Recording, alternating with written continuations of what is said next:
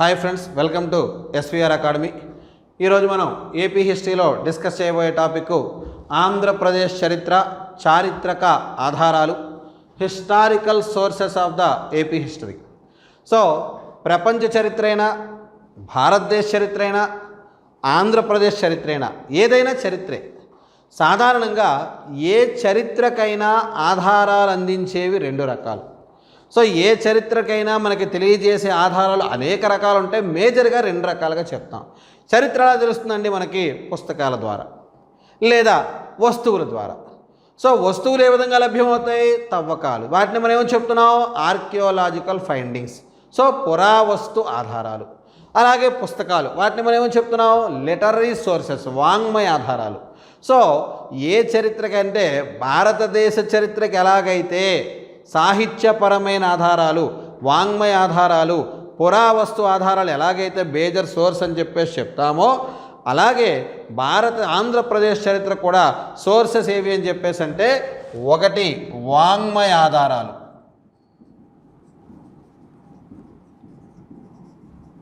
రెండోది పురావస్తు ఆధారాలు. So literary sources and archaeological sources అని చెప్పేసి చెప్తాం.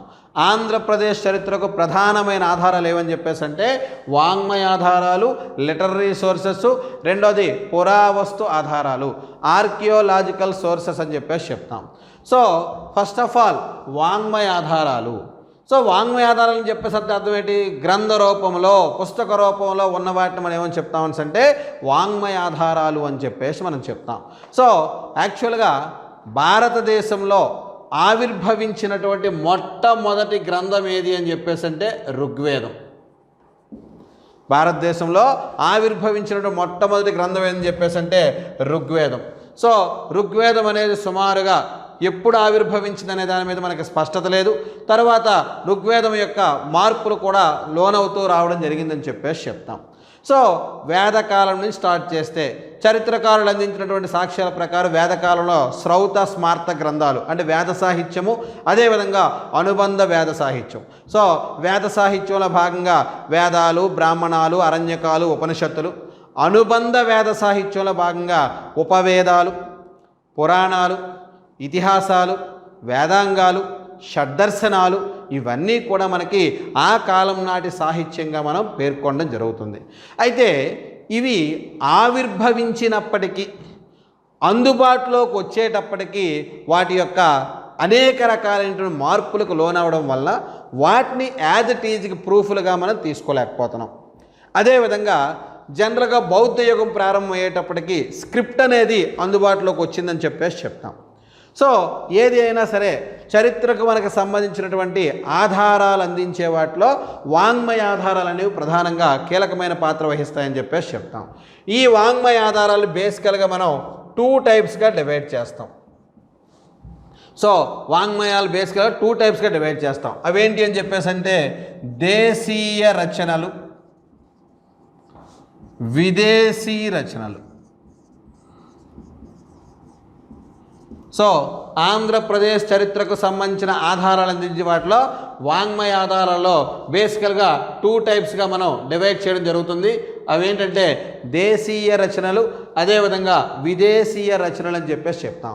Indigenous writings and foreign writings అని చెప్పేసి చెప్తాం.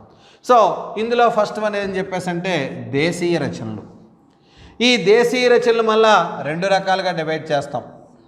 రిలీజియస్ అండ్ నాన్ రిలీజియస్, మత మరియు మతేతర రచనలుగా 2 భాగాలుగా డివైడ్ చేస్తాం. సో మొత్తం ఆంధ్రప్రదేశ్ యొక్క చరిత్రకు సంబంధించిన ఆధారాలు అందించేటువంటి ఆధారాలు బేసికల్గా 2 రకాలుగా డివైడ్ చేసాం. వాంగ్మయ ఆధారాలు అండ్ పురావస్తు ఆధారాలు, literary sources and archaeological sources. ఈ వాంగ్మయ ఆధారాలు మళ్ళా 2 రకాలుగా డివైడ్ చేస్తాం. సో దేశీయ రచనలు అండ్ విదేశీ రచనలు. ఈ దేశీయ రచనల మళ్ళా 2 రకాలుగా డివైడ్ చేస్తాం. Religious writings and non religious writings అని చెప్పేసి చెప్తాం. మళ్ళా ఈ మతపరమైన రచనల్లో మళ్ళా 3 రకాలు ఉన్నాయి. సో మతపరమైన రచనలో వైదిక సాహిత్యము, బౌద్ధ మత సాహిత్యము, జైన సాహిత్యం. సో మతపరమైన రచనల వల్ల 3 రకాలు ఉన్నాయి. ఏంటండి? వేదిక్కు, బుద్ధిస్టు అండ్ జైన్ అని చెప్పేసి చెప్తాం. సో వైదిక వాగ్మయం మొత్తం అంతా తీసుకున్నట్టయితే అంటే వేద సాహిత్యం కానీ అనుబంధ వేద సాహిత్యం కానీ చాలా వరకు ఏ భాషలో ఉంది అని చెప్పేసి అంటే సాంస్క్రిట్లో అందుబాటులో ఉందని చెప్పేసి చెప్తాం. సో వేద సాహిత్యం కానీ అనుబంధ వేద సాహిత్యం కానీ సంస్కృతంలో అందుబాటులోకి వచ్చింది. అది బౌద్ధ జైన సాహిత్యాలు ఫస్ట్లోనేమో పాలీ స్క్రిప్ట్లోని తరువాత ప్రాకృత భాషలో ఉన్నాయి. క్రమక్రమంగా ఇవి కూడా సంస్కృతంలో అందుబాటులోకి వచ్చాయని చెప్పేసి చెప్తాం.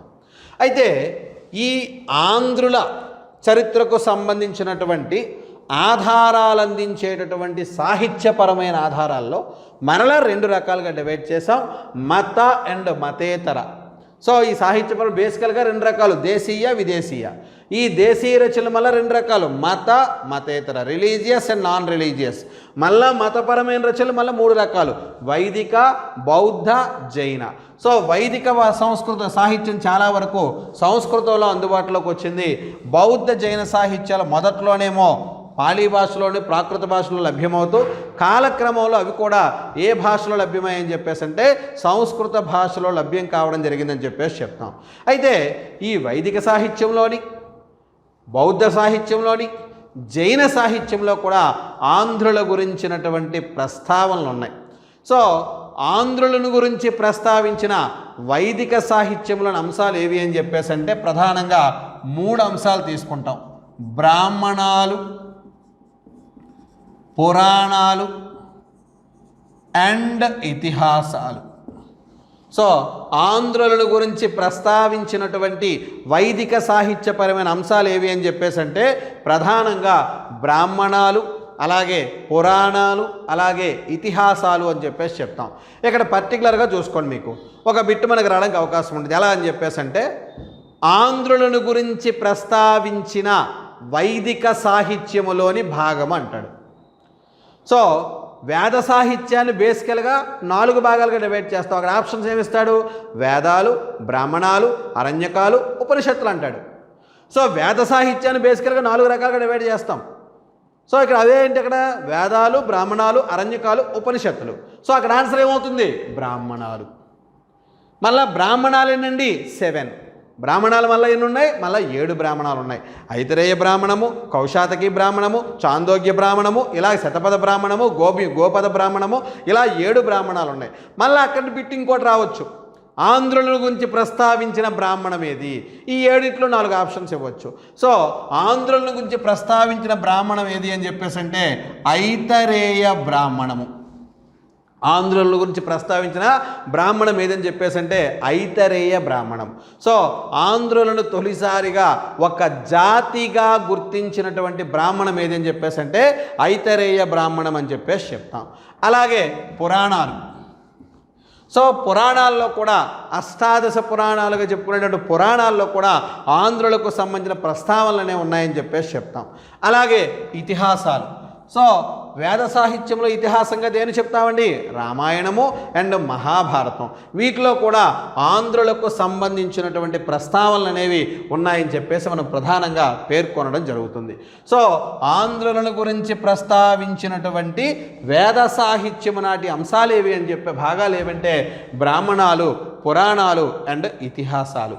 మరి అలాగే ఆంధ్రుల గురించి ప్రస్తావించిన బౌద్ధ సాహిత్యంలోని అంశాలు ఏవి?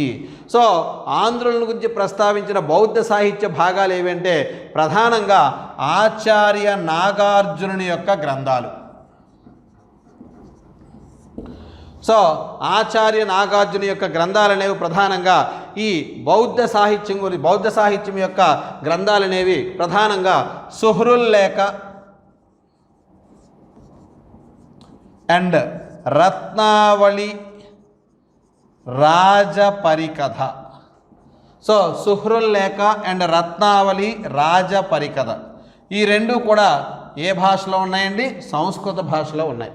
సో సంస్కృత భాషలో ఉన్నటువంటి నాగార్జునుని యొక్క సుహృల్లేఖ అండ్ రత్నావళి రాజపరికథ ఈ రెండు కూడా ఆంధ్రుల చరిత్రకు సంబంధించి ఆంధ్రులను గురించి ప్రస్తావించాయని చెప్పేసి మనకి సాహిత్యపరమైన ఆధారాల ద్వారా తెలుస్తుంది.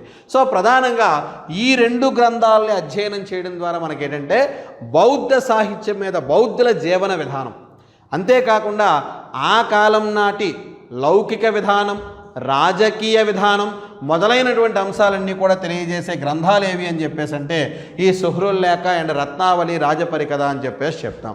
సో ఇది వేదక అంటే ఆంధ్రుల గురించి ప్రస్తావించిన మతపరమైన సాహిత్యములోని వైదిక బౌద్ధ సాహిత్యాలు ప్రధానంగా ప్రస్తావించాయని చెప్పేసి చెప్తాం.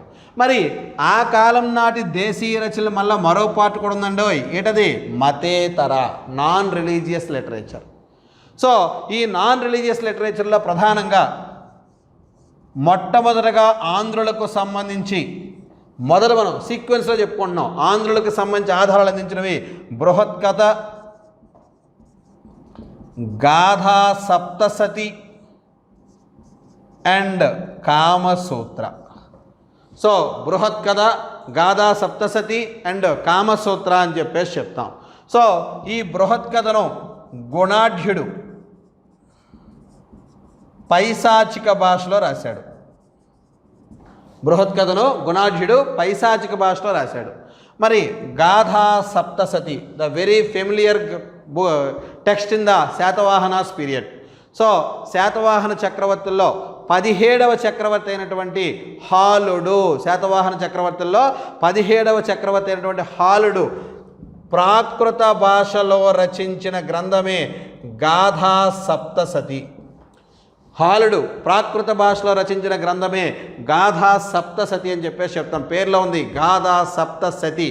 గాథ అంటే కథ, సప్త అంటే 7, శతి అంటే 100, 700 కథలు శాతవాహనుల కాలంలో, హాలుడు పరిపాలనా కాలంలో ఆ కాలం నాటి సమాజంలో జరిగినటువంటి ఒక 700 అంశాలను కథలుగా వర్ణించిన గ్రంథమే ఈ గాథా సప్తసతి అని చెప్పేసి చెప్తాం. సో ఆ కాలం నాటి ప్రజల యొక్క జీవన విధానానికి ఒక స్పష్టమైనటువంటి ఒక అర్థంలాగా శాతవాహన సమాజం గురించి ఈ గాథా సప్తసతిని తెలియజేసింది అని చెప్పేసి చెప్తారనమాట. అదేవిధంగా నెక్స్ట్ కామసూత్ర, దీన్ని రాసింది వాత్సాయనుడు. ఏ భాషలో? సంస్కృత భాషలో. సో దీన్ని రచించింది వాత్సాయనుడు. ఏ భాషలో అని చెప్పేసి అంటే సంస్కృత భాషలో అని చెప్పేసి చెప్తాం. సో ఈ మతేతర గ్రంథాలైనటువంటి బృహత్కథ కానీ, అదేవిధంగా గాథా సప్తసతి కానీ, అదేవిధంగా కామసూత్ర కానీ శాతవాహన కాలం నాటి ఆంధ్రుల యొక్క, ఎప్పుడండి? శాతవాహన కాలం నాటి ఆంధ్రుల యొక్క సాంఘిక సాంస్కృతిక జీవన విధానాన్ని, సాంఘిక సాంస్కృతిక జీవన విధానాన్ని తెలియజేస్తున్నాయని చెప్పేసి మనం చెప్పుకుంటాం అన్నమాట. సో శాతవాహనుల తర్వాత మనకి సాధారణంగా పరిపాలించింది ఇక్ష్వాకులు, విష్ణుకుండినులు పరిపాలించారు. సో ఇక్ష్వాక విష్ణుకుండినుల కాలంలో సాహిత్యపరమైన అభివృద్ధి ఎక్కడా జరిగినట్టుగా మనకు ఆధారాలు లేవు. ఆ తరువాత మరలా సాహిత్యపరమైన అభివృద్ధి ఎప్పుడు ప్రారంభమైందని చెప్పేసి అంటే తూర్పు చాళుక్యుల కాలం నుంచి మరలా స్టార్ట్ అయింది. సో తూర్పు చాళుక్యుల కాలం నుంచి కూడా ఎక్కువగా మళ్ళీ సాహిత్యపరమైనటువంటి అభివృద్ధి అనేది అనేకమైన రచనలు అనేవి మనకి ప్రారంభం కాయని చెప్పేసి చెప్తాం.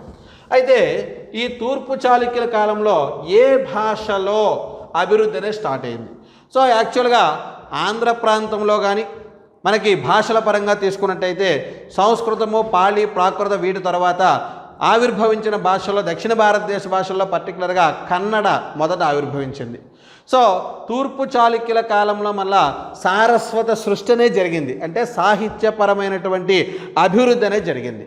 సో ఈ కాలంలో ప్రధానంగా మొదటగా ఆవిర్భవించిన సాహిత్యం కన్నడ సాహిత్యం.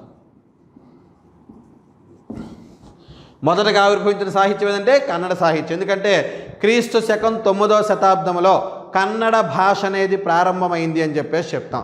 సో దీనికి బేస్ కూడా మనం చెప్తాం. రాష్ట్రకూటుల కాలంలో కన్నడ భాష అనేది ప్రారంభమైంది. సో రాష్ట్రకూట చక్రవర్తుల్లో గొప్పవాడైనటువంటి అమోఘవర్షుడు కవిరాజ మార్గం అనేటువంటి గ్రంథాన్ని కన్నడ భాషలో రచించాడు. ఇది ఒక అలంకార శాస్త్ర గ్రంథము. This was the first book in the Kannada literature. So ఆ రాష్ట్ర కోట్లకి సమకాలికులుగానే ఇక్కడ తూర్పు చాళుక్యులు కూడా ఉన్నారు. సో వీళ్ళిద్దరికీ కూడా మనకి ఘర్షణలు అనేవి జరిగాయి. సో తూర్పు చాళుక్యులకి రాష్ట్ర కోట్లకి ఎందుకు ఘర్షణలు జరిగాయని చెప్పేసి అంటే, రాష్ట్రకూటులు ఎవరిని ఓడించి వచ్చారు? బాదామి చాళుక్యుల్ని. తూర్పు చాళుక్య రాజ్యం ఏ విధంగా స్టార్ట్ అయ్యింది అని చెప్పేసి అంటే, ఆ బాదామి చాళుక్య రాజుల్లో గొప్పవాడైనటువంటి రెండవ పులకేసి ఇక్కడ పిష్టపురం రాజధానిగా పరిపాలిస్తున్న రణదుర్జయుల్ని, దెందులూరును రాజధానిగా పరిపాలిస్తున్న విష్ణుకుండులని ఓడించి తూర్పుగోదావరి పశ్చిమ గోదావరి జిల్లాల్లో ఓడించి ఇక్కడ ఒక రాజ్యాన్ని స్థాపించాడు. సో మరి వాళ్ళు ఓడించారు కాబట్టి వీళ్ళకి రాష్ట్రకూటులు ఆటోమేటిక్గా శత్రువులు, వాళ్ళ మధ్య అనేకమైన ఘర్షణలు జరిగాయి. సో ఈ తూర్పు చాళుక్య రాష్ట్రకూటుల మధ్య జరిగిన ఘర్షణల్ని వివరించిన గ్రంథాలు ఏవి అని చెప్పేసి అంటే, గదాయుద్ధ అండ్ విక్రమార్జున విజయం. సో గదాయుద్ధ అండ్ విక్రమార్జున విజయం ఈ రెండు గ్రంథాలు కూడా కన్నడ భాషలో రచించబడ్డాయి. దీన్ని రచించిన వాడు పంప కవి. Very very important. కన్నడ ఆది కవి ఎవరని చెప్పేసి అంటే పంప కవి. మనకి తెలుగులో ఎలాగైతే నన్నయ, తిక్కన, ఎర్రన కవిత్రయం ఉన్నారో, కన్నడంలో కూడా పంపడు, రన్నడు, పొన్నడు అనేటువంటి ముగ్గురు కవులు ఉన్నారు. వాళ్ళని కన్నడ కవిత్రయం అని చెప్పేసి చెప్తాం. తెలుగులో ఆదికవి నన్నయ్య, కన్నడంలో ఆదికవి పంపకవి. ఆ పంపకవి రచించినటువంటి ఏ భాషలో? కన్నడ భాషలో. ఆ పంపకవి కన్నడ భాషలో రచించినటువంటి గ్రంథాలైనటువంటి గదాయుద్ధ అండ్ విక్రమార్జున విజయము ఈ రెండూ కూడా ఆ కాలంలో తూర్పు చాళుక్యులకు మరియు రాష్ట్రకూటులకు మధ్య జరిగినటువంటి సంఘర్షణలు అనేవి ప్రధానంగా వివరాలు అందిస్తున్నాయని చెప్పేసి చెప్తాం. సో ఆ తర్వాత వచ్చినటువంటి రాజవంశాలు కాకతీయులు, రెడ్డి రాజులు, విజయనగర రాజులు. సో ఈ తూర్పు చాళుక్యుల కాలంలో మొదట కన్నడ భాష అభివృద్ధి చెందిన తర్వాత క్రమక్రమంగా సంస్కృతము, అట్ ద సేమ్ టైం ఆంధ్రము, అదే తెలుగు భాష కూడా అభివృద్ధి చెందింది అని చెప్పేసి చెప్తాం. సో ఇక్కడ ప్రారంభమైనటువంటి తెలుగు భాషా వికాసం అనేది ఈ కాలానికి వచ్చేటప్పటికి అత్యంత కీర్తి పతాక స్థాయికి వెళ్ళింది అని చెప్పేసి చెప్తాం. సో కాకతీయులు, రెడ్డి రాజులు విజయనగర కాలంలో, కాకతీయుల కాలంలో తిక్కన, రెడ్డి రాజుల కాలంలో ప్రఖ్యాతిగాంచినటువంటి శ్రీనాథ కవిసార్వభౌముడు, విజయనగర రాజుల కాలంలో శ్రీకృష్ణదేవరాయల యొక్క ఆస్థానంలో కొలువైనటువంటి అష్టదిగ్గజాలు, వీళ్ళందరూ కూడా తెలుగు భాషా సాహిత్యానికి విశేషమైన కృషి చేసి అనేకమైన గ్రంథాలనేవి రచించడం జరిగింది. సో ఈ గ్రంథాలన్నింటి వల్ల మనకి ఆంధ్రుల చరిత్రకు సంబంధించినటువంటి అనేకమైన ఆధారాలు వచ్చాయి. ఫర్ ఎగ్జాంపుల్ మనం తీసుకున్నట్టయితే ఈ కాకతీయుల కాలంలో పర్టికులర్గా శతక రచన ప్రారంభమైంది. కాకతీయుల కాలంలో పర్టికులర్గా మనకి శతక రచన ప్రారంభమైంది. యాక్చువల్గా ఈ శతకాలు అనేవి కాకతీయుల కాలంలో ప్రారంభమైంది.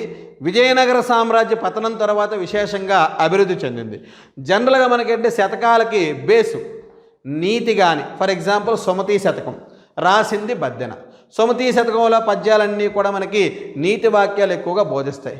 సో శతకాలన్నిటికీ కూడా బేస్ ఏమని చెప్పేసి అంటే నీతి, భక్తి, శృంగారం. ఫర్ ఎగ్జాంపుల్ శ్రీకాళహస్తీశ్వర శతకం ఉంది. ఎవరు రాశారండి? ధూర్జటి. సో ఆ శ్రీకాళహస్తీశ్వరుణ్ణి, ఆ వాయులింగేశ్వరుణ్ణి స్తుతిస్తూ ధూర్జటి రచించినటువంటి పద్యాలు.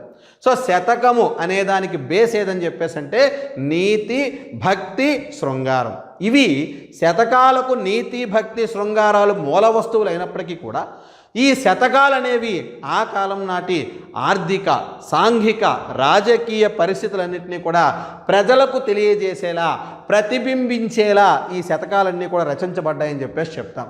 సో పర్టికులర్గా ఈ కాలంలో కాకతీయులు, రెడ్డి రాజులు, విజయనగర రాజుల కాలంలో పర్టికులర్గా అనేకమైన గ్రంథాలు ఆ కాలం నాటి సాంఘిక, ఆర్థిక, రాజకీయ పరిస్థితుల్ని తెలియజేశాయని చెప్పేసి చెప్తాం. అవి ఏంటి అని చెప్పేసి అంటే ప్రతాపరుద్ర యశోభూషణం, సిద్ధేశ్వర చరిత్ర, రాయవాచకం, సోమదేవరాజీయం, రంగరాయ చరిత్రం, సాళువాభ్యుదయం. సో ఈ గ్రంథాలన్నీ కూడా ప్రతాపరుద్ర చరిత్ర, ప్రతాపరుద్ర యశోభూషణం, సిద్ధేశ్వర చరిత్ర, రాయవాచకం, సోమదేవరాజీయం, రంగరాయ చరిత్ర మొదలైనవన్నీ కూడా ఈ కాలం నాటి సాళువాభ్యుదయం అన్నీ కూడా ఆ కాలం నాటి సాంఘిక ఆర్థిక పరిస్థితులన్నింటినీ కూడా స్పష్టంగా వివరించాయి. అయితే ఎప్పుడైతే కాకతీయ సామ్రాజ్యం, ఈ కాకతీయులు, రెడ్డి రాజులు, విజయనగర రాజులు వీళ్ళు పరిపాలిస్తున్నప్పటి కాలంకే అప్పటికే 1206లో ఢిల్లీ సుల్తాన్ స్థాపన జరిగింది. సో 1206లో మనకి కుతుబుద్దీన్ ఐబక్కు ఢిల్లీ సుల్తానేట్ని స్థాపించడం జరిగింది. సో ఎప్పుడైతే భారతదేశంలో ఢిల్లీ సుల్తానేట్ స్థాపన జరిగిందో అప్పుడు భారతదేశ చరిత్రను అందించే ఆధారాల్లో ఒక కొత్త రోల్ ఎంటర్ అయింది. ఆ కొత్త రోలే ముస్లిం లిటరేచర్. సో అప్పటి వరకు మనకి ఏ లిటరేచర్ ఉంది? హిందూ లిటరేచర్ ఉంది. సో ఎప్పుడైతే ఢిల్లీ సుల్తానేట్ స్థాపన జరిగిందో ఆ ఢిల్లీ సుల్తానేట్ స్థాపన జరిగిన తర్వాత ఆంధ్రప్రదేశ్ చరిత్రను అందించడంలో ముస్లిం రచనలు అనేవి కీలక పాత్ర వహించాయి. ఎందుకంటే ఈ ఢిల్లీ సుల్తాన్లు ఎక్కువగా క్రానిక్లర్స్, సూతులు, అంటే తమ చరిత్రలను రాయించుకునేందుకు కొంతమంది వ్యక్తులు పోషించేవారు.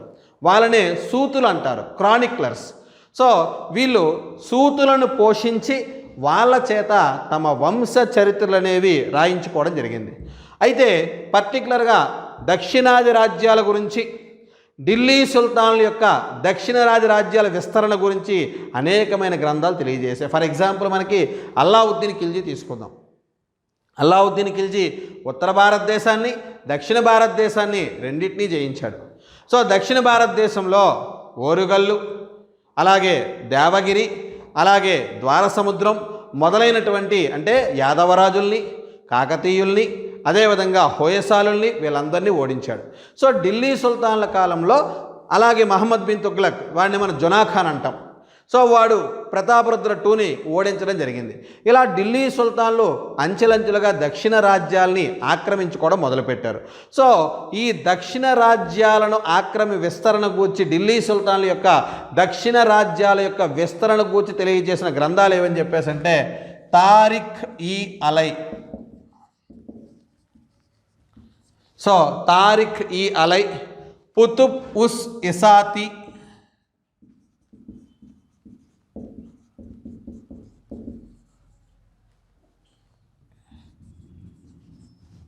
తారిఖ్ ఈ ఫిరోజ్ షాహీ. సో ఢిల్లీ సుల్తాన్ల యొక్క దక్షిణ భారతదేశం యొక్క గ్రంథాలు, దక్షిణ రాజ్యాల యొక్క విస్తరణను ఆక్రమించుకునే విస్తరణని తెలియజేసిన గ్రంథాలు ఏమని చెప్పేసి అంటే తారిఖ్ ఈ అలై, అలాగే ఇది రచించింది అమీర్ ఖుస్రో.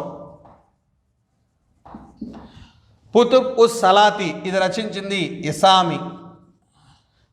సో తారిఖ్ ఈ ఫిరోజ్ షాహీ జియావుద్దీన్ బరౌని.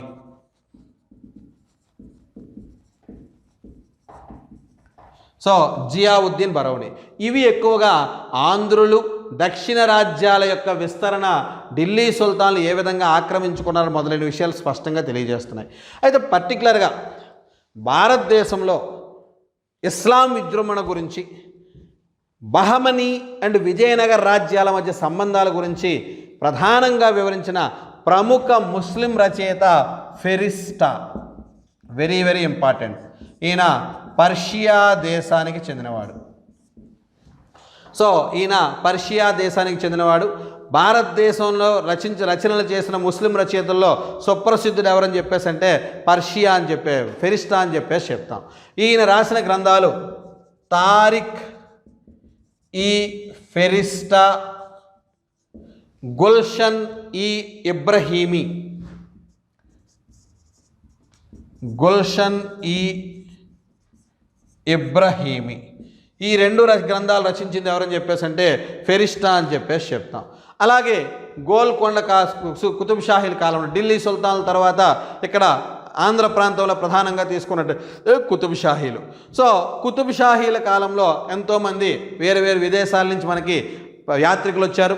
సో మనకి సుల్తాన్ మహమ్మద్ కులీ కుతుబ్ షా కాలంలో హకీం తకీయుద్దీన్ కానీ, అలాగే ఈ రిసాల మికార్డియా రచించిన గ్రంథాలు కానీ, ఇవన్నీ కూడా ఈ మొదలైన గ్రంథాలు వేరు వేరు వ్యక్తులతో విదేశీయులతో రచించబడ్డాయి. సో ఇవన్నీ కూడా మన ఆంధ్రప్రదేశ్ యొక్క చరిత్రకు సంబంధించినటువంటి ఆధారాలు ఇచ్చాయి. అయితే ఇక్కడ ముస్లిం గ్రంథాలలో ఉండేటువంటి అంశాలను మనం వ్యాలిడ్గా విశ్వసనీయమైనగా పరిగణించడం కొద్ది కష్టం. ఎందుకు కష్టం అని చెప్పేసి అంటే వాళ్ళకి మతపరమైన ఆకాంక్ష ఎక్కువ. సో వాళ్ళు ఎక్కువగా తమ మతాన్ని ప్రధానంగా చేసుకొని ఇతర మతాల్ని విమర్శిస్తూ అణగదొక్కేస్తూ తమ రచనలు కొనసాగించారు. కాబట్టి ఈ ముస్లిం రచనల్ని చరిత్రకు సంబంధించిన ఆధారాలుగా యథాతథంగా తీసుకోవడం అనేది కొంత అసమంజసం అని చెప్పేసి మనం పరిగణిస్తాం. సో అలాగే ఈ ఢిల్లీ సుల్తాన్లు ఈ ముస్లింల కాలంలో చరిత్రకు సంబంధించినటువంటి ఆధారాల్లో అందించే వాటిలో కీలకమైనవి కైఫియత్తులు.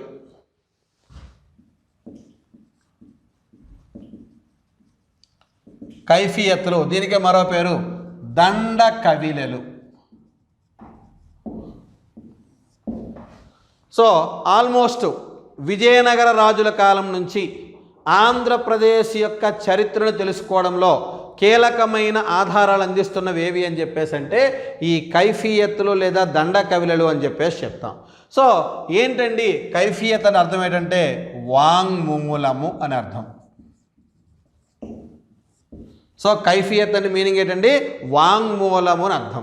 అంటే భారతదేశం అనేది ముస్లింల వశం అయిపోయిన తర్వాత దేశంలో ఉన్నటువంటి గ్రామాల్లో ఉన్నటువంటి మిరాసీలు అంటే భూములు అని చెప్పేసి చెప్తాం.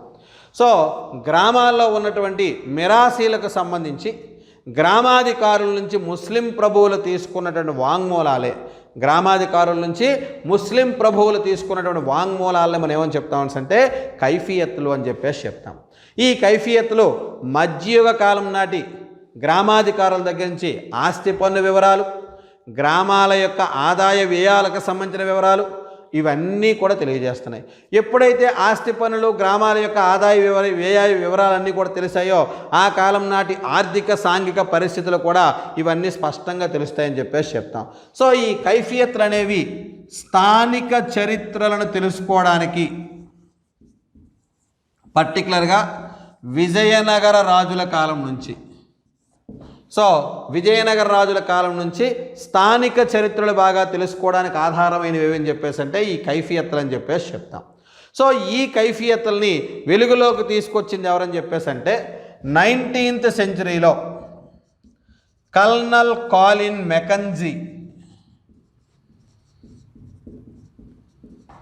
సో 19th సెంచరీలో కల్నల్ కాలిన్ మెకంజీ, 19వ శతాబ్దంలో కల్నల్ కాలిన్ మెకంజీ అనేటువంటి ఈస్ట్ ఇండియా కంపెనీ ఉద్యోగి కావలి బొర్రయ్య అండ్ రామస్వామి.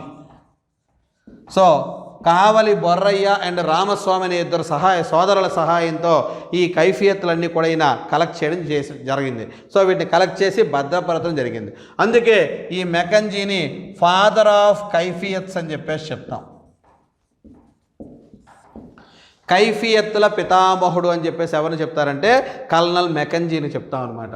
సో ఇది ఆంధ్రదేశ చరిత్రకు సంబంధించినటువంటి ఆధారాలు అందించేటటువంటి స్వదేశీ వాంగ్మయము. సో దేశీయ రచనలు లేదా స్వదేశీ వాంగ్మయం అని చెప్పేసి చెప్తాం. మరి అలాగే ఆంధ్ర రాష్ట్ర లేదా ఆంధ్ర ప్రాంతం యొక్క ఆంధ్రుల యొక్క చరిత్రను ఆధారాలు అందించే వాటిలో విదేశీ వాంగ్మయం ఫారిన్ రైటింగ్స్ కూడా ఉన్నాయి.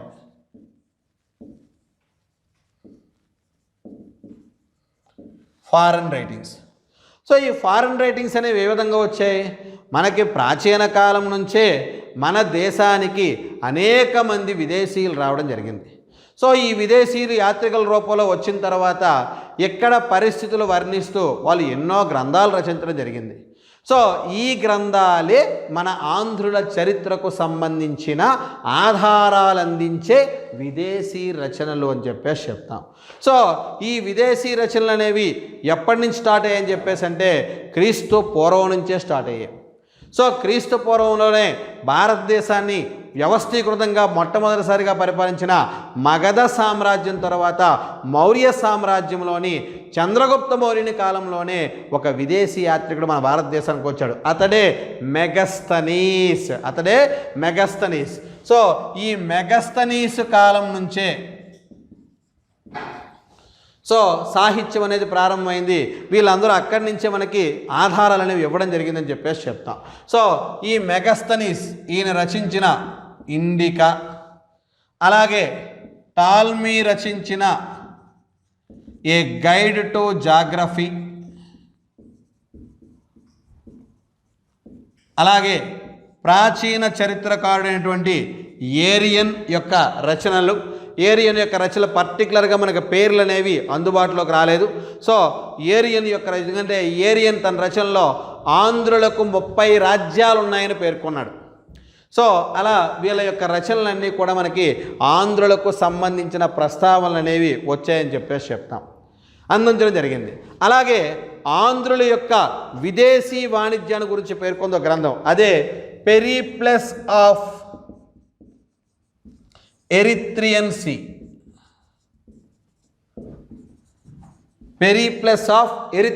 అని చెప్పేసి చెప్తాం. ఎర్ర సముద్రంపై దినచర్య. ఇది ఎవరు రాశారో తెలియదు, పేరు తెలియనటువంటి ఒక అజ్ఞాత నావికుడు రచించిన గ్రంథమే Periplus of the Erythraean Sea అని చెప్పేసి చెప్తాం.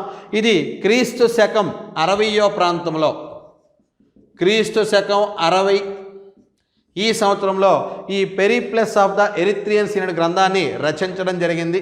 సో ఈ గ్రంథంలో దక్షిణ భారతదేశంలో ఉన్నటువంటి రేవు పట్టణాలు పేర్కొంటూ ఆ రేవు పట్టణాలు విదేశాలతో ఏ విధంగా వ్యాపార సంబంధాలు నెలకొల్పాయనే విషయాన్ని ఈ Periplus of the Erythraean Sea గ్రంథంలో పేర్కొనడం జరిగింది. ఆ తర్వాత క్రీస్తు శకం 5వ శతాబ్దంలో వచ్చినటువంటి పాహియాన్. సో ఇతని యొక్క రచన మనందరికీ తెలిసిందే, ఫో కో చైనీస్ భాషలో రాశాడు. అలాగే క్రీస్తు శకం 7వ శతాబ్దంలో వచ్చిన హ్యుయాన్ సాంగ్, ఈయన యొక్క రచన సియూకి. సో పాహియాన్ యొక్క ఫో కో కానీ, హ్యుయాన్ సాంగ్ యొక్క సియూకి కానీ మొదలైనటువంటి చైనా చరిత్రకారుల యొక్క రచనలు కూడా ఆంధ్రుల చరిత్రకు సంబంధించినటువంటి ఆధారాలను అందించడం జరిగిందని చెప్పేసి చెప్తాం. సో అలాగే తూర్పు చాళుక్యులు, విష్ణుకుండినులు తూర్పు చాళుక్యులు ఈ కాలంలో ఎక్కువగా మనకి విదేశీ యాత్రికుల యొక్క రాక తగ్గింది. మరలా ముస్లింల కాలంలో మళ్ళా విదేశీయుల యొక్క రాక అనేది ఎక్కువగా ప్రారంభం జరిగిందని చెప్పేసి చెప్తాం. సో ముస్లింల కాలంలో వచ్చిన విదేశీయుల యాత్రికుల్లో మొదటగా చెప్పుకునేవాడు Ibn Battuta. So very important person అండి చరిత్రలో ఇబ్న్ బటూటా. 1333లో భారతదేశానికి వచ్చాడు. ఈయన యొక్క ఇంపార్టెన్స్ ఏంటంటే మొరాకో దేశానికి చెందిన వ్యక్తి. ప్రపంచంలో ఉన్న అన్ని ముస్లిం రాజ్యాలను సందర్శించినటువంటి ఏకైక వ్యక్తి ఎవరని చెప్పేసి అంటే టూరిస్ట్ ఎవరంటే ibn Battuta. He was the one and only tourist who visited all the Muslim countries in the world. So ఎవరని చెప్పేసి అంటే ibn Battuta. So ibn Battuta first ఇక్కడికి యాత్రికుడిగా వచ్చాడు. తర్వాత ఖిల్జీ మహమ్మద్ బిన్ తుగ్లక్ కాలంలోని ఖాజీగా అపాయింట్ చేయబడ్డాడు. తర్వాత క్రమక్రమంగా ఈయన చైనాకు రాయబారిగా కూడా పంపించడం జరిగింది. సో ఇతని యొక్క గ్రంథాలు సఫర్నామా, అలాగే కితాబ్ ఉల్ రెహ్లా. సో ఇతని యొక్క గ్రంథాలు సఫర్నామా అండ్ కితాబ్ ఉల్ రెహ్లా మొదలైనవి ఆ కాలం నాటి ఆంధ్రుల యొక్క చరిత్ర గురించి మనకి తెలియజేసే కొన్ని ఆధారాల్ని అందించడం జరిగింది. అయితే ముస్లింల కాలంతో పాటు ప్యారలల్గా కాకతీయుల కాలంలో కూడా మనకి విదేశీ యాత్రికుల రాక అనేది ప్రారంభమైందని చెప్పేసి చెప్తాం. సో కాకతీయుల కాలంలో వచ్చినటువంటి విదేశీ యాత్రికుల్లో ప్రధానంగా తీసుకున్నట్టయితే వెనీస్ ప్రాంతానికి చెందినటువంటి మార్కో పోలో. సో కాకతీయుల కాలంలో ఆంధ్ర ప్రాంతాన్ని సందర్శించినటువంటి వెనీస్ యొక్క బాటసారి ఎవరని చెప్పేసి అంటే మార్కో పోలో అని చెప్పేసి చెప్తాం. ఈయన 1292లో, సో 1292 ఈ 1292లోని మోటుపల్లి రేవు దగ్గర దిగి కాకతీయ సామ్రాజ్యాన్ని సందర్శించి ఆ కాలంలో చెప్తాడు ఈయన, కాకతీయుల కాలంలో సువాసనలు వెదజల్లే బియ్యాన్ని పండించారు అని చెప్పేసి, కాకతీయుల కాలంలో సువాసనలు వెదజల్లే బియ్యాన్ని పండించారు అని చెప్పేసి తన రచనలలో పేర్కొన్న వ్యక్తి ఎవరని చెప్పేసి అంటే మార్కో పోలో అని చెప్పేసి చెప్తాం. అయితే కాకతీయ సామ్రాజ్యం తర్వాత వచ్చినటువంటి విజయనగర సామ్రాజ్యం. సో విజయనగర సామ్రాజ్య కాలంలోని విదేశీ యాత్రికుల యొక్క తాకిడి అనేది చాలా ఎక్కువగా వచ్చిందని చెప్పేసి చెప్తాం. ఇందులో మొదటి వ్యక్తి నికోలో కాంటే. సో మొదటి వ్యక్తి నికోలో కాంటే. ఈయన 1442లో ఇటలీ దేశానికి చెందిన వ్యక్తి. సో నికోలో కాంటే 1442లో విజయనగర సామ్రాజ్యాన్ని ఈయన సందర్శించడం జరిగింది. సో ఈయన విజయనగర సామ్రాజ్యంలో బహుభార్యత్వం ఉందని, దీపావళి ఉత్సవాలు జరిగాయని, నవరాత్రి ఉత్సవాలు జరిగాయని తన యొక్క రచనల్లో పేర్కొన్న వ్యక్తి ఎవరని చెప్పేసి అంటే నికోలో కాంటే. సో ఈయన తన రచనలో బహుభార్యత్వము, పాలిజిని, అలాగే దీపావళి, నవరాత్రి ఉత్సవాలు జరిపేవారని చెప్పేసి పేర్కొన్న వ్యక్తి ఎవరని అంటే నికోలో కాంటే అని చెప్పేసి చెప్తాం. సో నికోలో కాంటే సమయంలోనే విజయనగర రాజ్యానికి వచ్చినటువంటి మరో యాత్రికుడు ఎవరంటే అబ్దుల్ రజాక్. సో ఇతడు పర్షియా దేశానికి చెందినవాడు. ఇతడు కూడా 1442లోనే భారతదేశానికి పర్టికులర్గా విజయనగర సామ్రాజ్యానికి రావడం జరిగిందని చెప్పేసి చెప్తాం. సో ఇతడు విజయనగర సామ్రాజ్యంలో ఉండేటటువంటి ఓడరేవుల గురించి, అదేవిధంగా ఇతడు కూడా నవరాత్రి ఉత్సవాల గురించి, అలాగే విజయనగర రాజుల కాలంలో వజ్ర వైఢూర్యాలు కుప్పలుగా పోసి అమ్మేవారని చెప్పేసి వజ్ర వైఢూర్యాల గురించి పేర్కొన్న వ్యక్తి ఎవరని చెప్పేసి అంటే అబ్దుల్ రజాక్ అని చెప్పేసి చెప్తాం. ఆ తర్వాత రష్యా దేశానికి చెందిన నికిటిన్.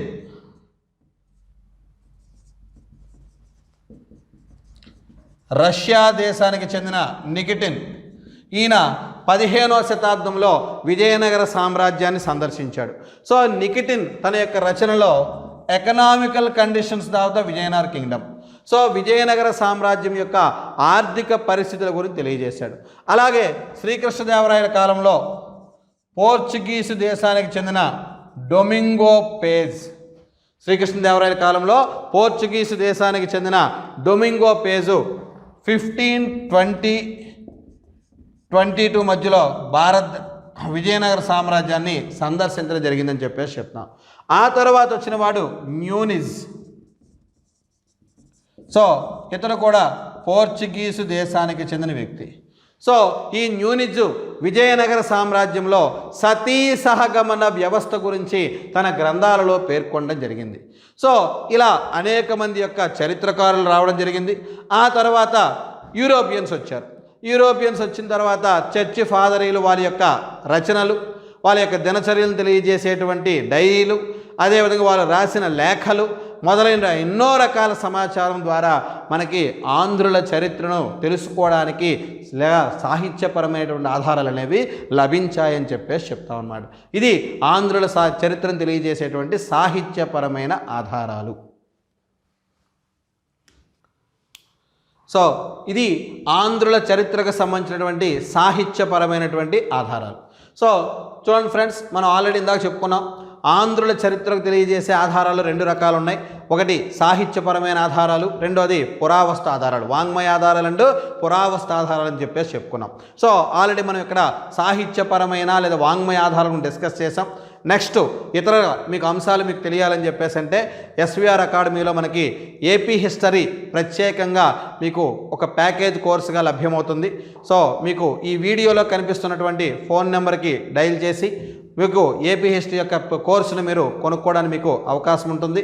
సో అందులో మొత్తం కోర్సు అంతా కూడా ఇంతే డీటెయిల్డ్గా ఇంతే విశ్లేషణతో మీకు కోర్సు మొత్తం అంతా కూడా సమగ్రంగా అందించడం జరుగుతుంది. Thank you friends.